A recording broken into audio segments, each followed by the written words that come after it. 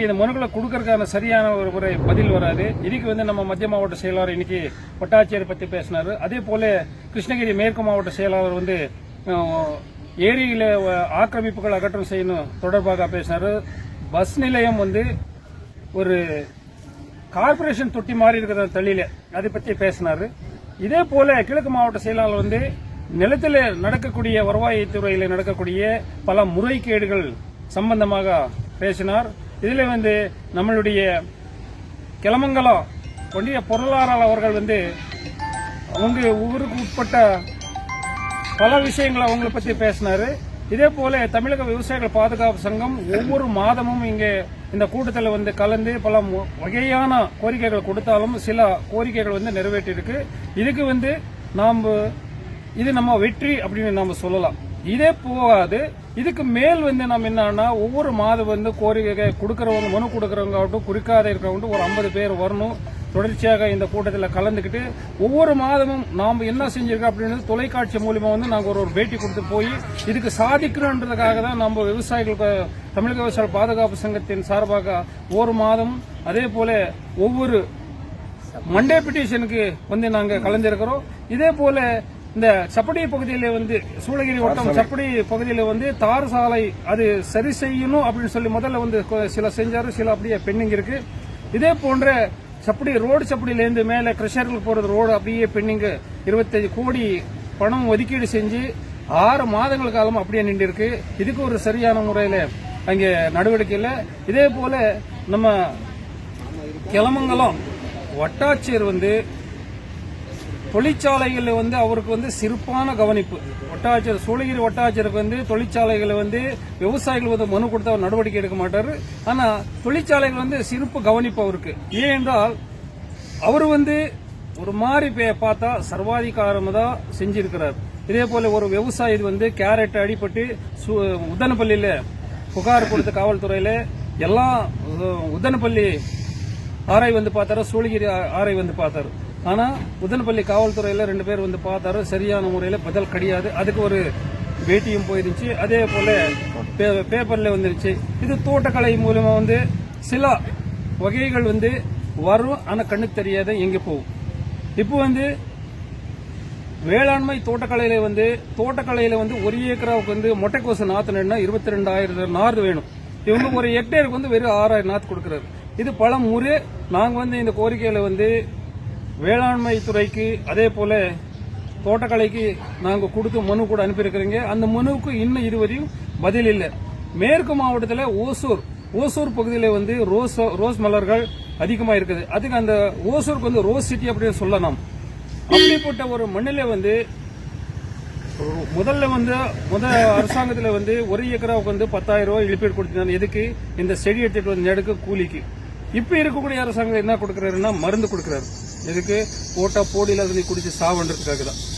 இதுக்கு சம்பங்கி பூ அதே போல டேரா ரோஸ் முதல்ல மாதிரி பணம் 10,000 ரூபாய் 1 ஏக்கராக்கு வந்தா விவசாயிக்கு அந்த செலவுக்காவது வரும். இதுவரையும் கேட்கறது யாருமே கிடையாது. அரசாங்கத்தில் சொன்ன வார்த்தைகளும் நடக்கல இதுவரையும். இதே போல நாங்க என்ன சொல்றீங்கன்னா இப்போ சாமந்தி மலர் போடுறதுக்கு சீசன். சாமந்தி நாத்து கொடுக்கணும் தோட்டக்கலையில. இது கொடுக்க மாட்டோம்னு நாங்க அனுப்பியிருக்கேன், மேலுக்கு அனுப்பியிருக்கிறேன். மேல என்ன எதுவரையும் போயிருக்குன்னு தெரியாது. இது சேட்டலைட் ஏதாவது டெல்லிக்கு அனுப்புனது. இது அப்படிதான் இருக்குது. இவங்க கண்ணீர் தொடுக்கிறதுக்காக தான் வேளாண்மை தோட்டக்கலை நமக்கு சொல்லி இந்த குறைத்தீர்ப்பு கூட்டத்தில் அனுப்புறாரு. இதே போல கால்நாடு துறையில மருத்துவம் பிரைவேட்லயே கிடைக்குது, ஆனா அரசாங்கத்தில கிடைக்காது. அதுக்கு அப்ரூவல் கொடுக்கற பிரைவேட்டுக்கு அரசாங்கம் தானே. அப்ப அவர்கிட்ட இருக்குதுன்னு இவர்கிட்ட இல்லாத இருக்குதுன்னா இந்த மாதிரி பல பிரச்சனைகள் இருக்கு. ஒவ்வொரு இடத்திலையும் பார்த்தா தமிழகத்தில் எந்த இடத்துல பார்த்தா விவசாயிகள் அந்த ஆர்ப்பாட்டம் இந்த ஆர்ப்பாட்டம் செஞ்சு கொண்டு வந்திருக்கிறது. இதுக்கு அரசாங்க துறை ரீதியாக நடவடிக்கை எடுத்து எல்லா பிரச்சனைகளுக்கு ஒரு தீர்வு கொண்டு வரணும் அப்படின்னு சொல்லி கிருஷ்ணகிரி மாவட்ட சார்பாக நாங்க மத்திய மாவட்டம் மேற்கு மாவட்டம் கிழக்கு மாவட்டம் அனைவருமே ஒன்றிய பொருள் அனைவருமே நாங்கள் தமிழக விவசாயிகள் பாதுகாப்பு சங்க சார்பில் கேட்டுக்கொள்கிறோம்.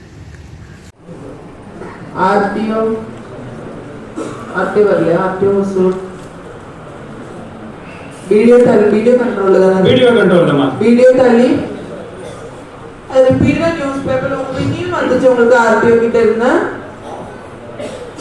அந்த பஸ் ஸ்டாண்டுக்கு நீங்க ரினியூவல் வாங்கிட்டீங்களா? லைசன்ஸ் ரினியூவல் வாங்கிட்டீங்களா? இல்ல தெரியல, இன்னைக்கு இந்த டிஸ்கஷன் வர்றது தெரியும் இல்லையா? ஏன் ப்ரிப்பேர்டா வரல? என்னதான் இருக்கீங்க நீங்க? எதுக்கு வந்திருக்கீங்க?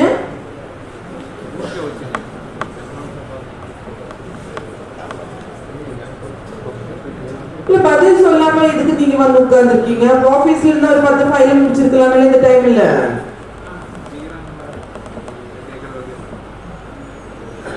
பஸ் ஸ்டாப்ல இருக்கக்கூடிய கடைகள் அனைவருமே வாடகை கொடுத்திருக்காரு. அந்த பெயிண்ட் அடிக்கல 5 ஆண்டுகளை பார்த்தா கூட ஒரு பக்கம் கீழே பில்டிங் முடிஞ்சுக்கிற மாதிரி இருக்கு. ஒர்க் ஷாப் மாதிரி வந்து டெம்போவோட அதே எடுத்து வந்து ரிப்பேரிங் பண்ணுறதுக்காக போட்டிருக்காங்க. ஆட்டோ முழுக்க வந்து பஸ் ஸ்டாப் உள்ளே நிற்கும். பல பஸ்ஸுக்கு வந்து ஸ்ட்ரைட்டா போதும், பஸ் ஸ்டாப் உள்ளே வரமாட்டாரு. இங்க பிடிஓ ஆபீஸ்ல வந்து நாம எந்த மனு கூட இங்க கொடுத்தா கூட பிடிஓ ஆபீஸ் வந்தா அங்க மேனேஜர் வந்து கோபாலகண்ணன் ஒரு மனு கூட வெளியில எடுத்து வந்து அதுக்கு பதில் கொடுக்கறது இல்லை. பிடிஓ ஆபீஸ் வந்து பிடிஓ பார்க்கறது கூட கிடையாது. ஆபீஸ் இருக்கு, ஒரு தொகுதிக்கு தலைநகர் கூட அவங்க கவனம் கூட இல்லை. இதுக்கு துறை ரீதியாக அவங்களுக்கு நடவடிக்கை எடுத்து அது அம்மா அவங்களுக்கு செயல்பாடு கொண்டு வரணுங்க.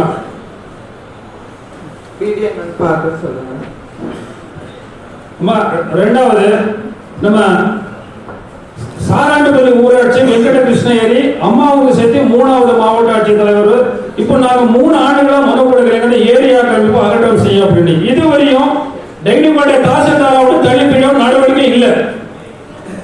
6 நோட்டீஸ் கொடுத்தாச்சு, 7 நோட்டீஸ் கொடுத்தாச்சு. ஆனா இதுவரையும் வந்து பொசிஷன் எடுக்கல. அவருக்கு பயந்து யார் சர்வே பண்ணிட்டு போனா அவங்க மேல ஒரு பிடிஷன் போடுறது, அம்மா மேல பிடிஷன் போடுறது, நம்ம டிஆர்ஓ சார் அவங்க அட்ரஸ் போட்டு அம்மா மேல பிடிஷன் போடுறது, சார் மேல போடணும்னா நம்ம வேளாண்மை சார் அவங்க பேரு அவங்க அட்ரஸ் போட்டு பிடிஷன் போடுறது. ஏரியில மண் எடுத்து போனா ஒரு ஜேசிபி கார 2000 ரூபாய் கொடுத்துட்டா அவங்க வந்து அவங்க மேல பிடிஷன் போடுறது, விஓ மேல பிடிஷன் போடுறது இல்லை.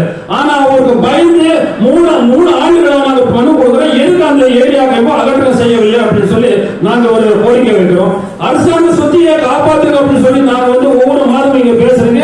அரசாங்க சொத்துமே ஒரு மாவட்ட ஆட்சி தலைவர் அவர்களுடைய முன்னாடி வந்து நாங்க பேச போறோம். ஆனா தாசில்தார் வந்து கண்டுகொள்ளாம சவுண்டு மாதிரி அவங்க டெய்லி கோட்டையில் இருக்கக்கூடிய தாசில்தார் வேலை பார்க்கிறார்.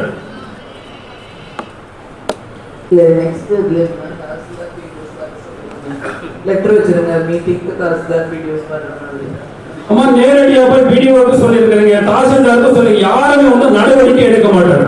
ஏன்னா யார் காவல்துறைக்கு ஒரு பிடிஷன் போட்டா அவங்க என்கொயரி பண்ணா அவங்க ஒரு பிடிஷன் போடுறாரு.